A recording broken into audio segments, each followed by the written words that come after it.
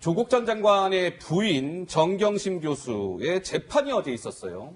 그런데 여기에서 김 기자, 최성해 전 동양대 총장이 뭔가 증인으로 나와서 주장한 바가 있죠? 그렇습니다. 어제 정경심 교수 재판에 출석한 최성해 전 동양대 총장이요. 조국 전 장관의 딸 조민 씨의 표창장에 대한 폭로를 했습니다. 본인의 생각을 이야기하면서 조민 씨의 표창장을 나는 발급한 적이 없다라고 이야기하면서 최우수 봉사상 같은 이름으로 된 표창장을 총장 재직 중에 단 한 번도 본 적이 없다라고 증언한 건데요. 이 표창장 문제는 지난해 9월 조국 전 장관 사태가 시작된 초기부터 아주 진술이 엇갈리면서 부딪혔던 부분입니다. 당시 목소리들을 준비해봤습니다.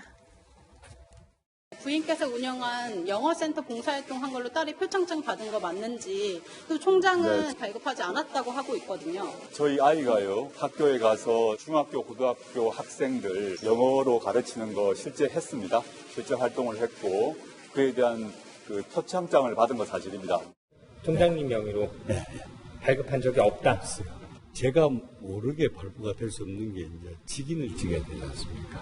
위임 받은 걸로 얘기를 해달라. 걔한테 기억이 안 나느냐 물어보고 위임을 줬는 기억이 안 나느냐 그런 거 없다. 그러니까 그 확실히 위임을 좀 받았다고 좀 해주시면 좋겠다고. 그래서 이제 나는 교육자적인 양심을 택했습니다.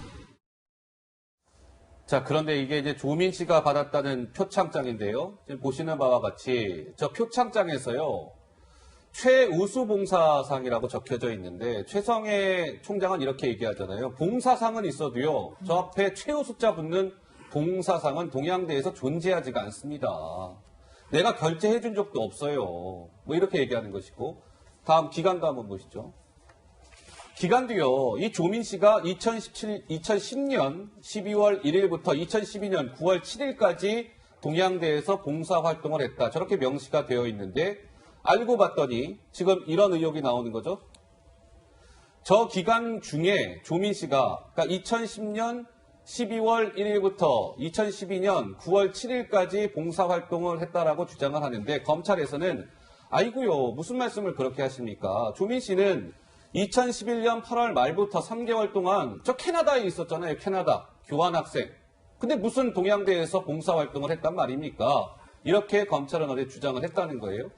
우리 전지현 변호사 보시기에는 이렇다면 조민 씨의 동양대 표창장은 허위일 가능성이 한층 더 높아졌다 이렇게 봐야 되겠죠? 어떻습니까? 그러니까 저건 이제 허위 문제가 아니라 근데 동양대 표창장을 최성해 총장의 허락 없이 이렇게 마음대로 위조했다는 혐의였거든요. 그래서 예. 그건 이제 문서 위조죄가 되는 거고 문서 위조죄라는 거는 그 명의인의 허락 없이 내 마음대로 저기 직인을 찍었으면은 성립이 되는 거예요. 근데 저것과 관련해 가지고는 최성해 총장이 어제 나와서 뭐라 그러셨냐면은 보도를 보니까는 저건 우리 학교에서 발급하는 양식도 아니고 양식도 틀렸고 1년 번호도 아니고 나는 표창장 발급을 허락을 해준 적도 발급을 직접 해준 적도 없다 그렇게 얘기를 했거든요. 근데 저기 명의자가 저렇게 얘기를 하면은 저거는 사실 얘기 끝난 거죠. 위조를 했다.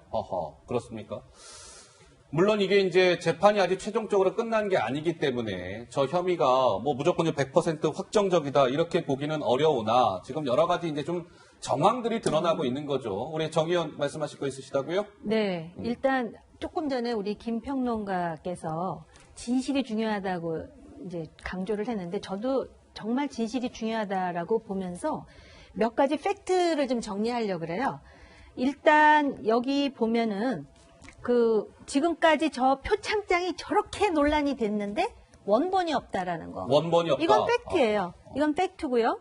그 다음에 그 공소장 내용 중에, 그러니까 공소장 내용에 있다라는 진실을 가지고 말씀을 드리자면, 그 수상 프로그램, 그러니까는 그 수강 프로그램, 그 동양대학교에서, 그 수강 프로그램은 동양대학교에서 아예 폐지됐는데, 수강을 한 것처럼 그 수강한 그런 그 증명서가 나왔거든요. 폐지가 됐는데. 그게 공소장에 있는 내용이고요. 예. 그 다음에 여기 지금 이 내용보다도 그 언론에서 이제 더 추가된 내용을 제가 정리하자면, 표창장에 주민번호가 적혀 있어요. 그런데 저 동양대학교에서는 표창장 내주면서 표창 받은 사람의 주민등록번호를 기재하지 않는다는 것이고요. 그 다음에 그 1년 번호를 보면 해가 넘어가더라도 1년 번호가 쭉 이어지는데 해가 넘어가서 다시 1번, 2번으로 시작하는 그런 표창장이 없다는 거예요. 지금 총장의 주장입니다. 예. 그 다음에 또 하나. 그 조국 전 법무장관의 딸에게 어떻게 그런 표창장을 총장으로부터 받았나 했더니 뭐라고 얘기했냐면은 엄마가 총장이 너 수고해서 주는 거라고 엄마한테 받았다는 거예요. 그렇습니까? 그다음에 그럼 가서 무슨 일을 했느냐 했더니 에세이를 가져오면 엄마 방에서 어허. 그걸 첨삭해서 돌려줬다 그랬다는 거예요. 그러니까 본 사람이 없다라는 것이죠. 그다음에 또 하나 그 조국 전 법무장관의 부인인 정경심 교수가 총장에게 당신 자료 잘못 내주면 다칩니다 이렇게 얘기했다라고 총장이 증언을 하잖아요. 예. 근데 지금 현실이 어떻습니까? 총장짜리 내려왔죠.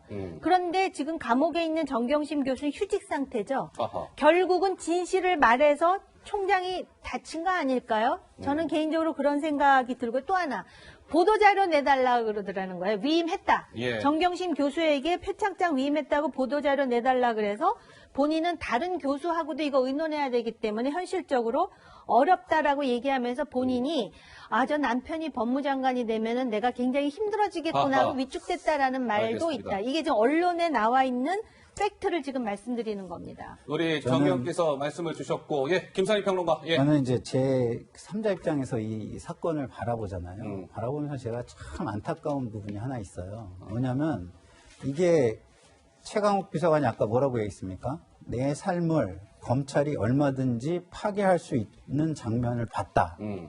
이렇게 얘기했잖아요. 근데 저는 지금 최강욱 비서관이 이런 것도 생각을 했으면 좋겠어요. 최강욱 비서관, 네. 예. 자, 권력을 가진 사람들이 한 사람의 삶을 얼마나 크게 파괴할 수 있는지 여기서 보여지는 거거든요.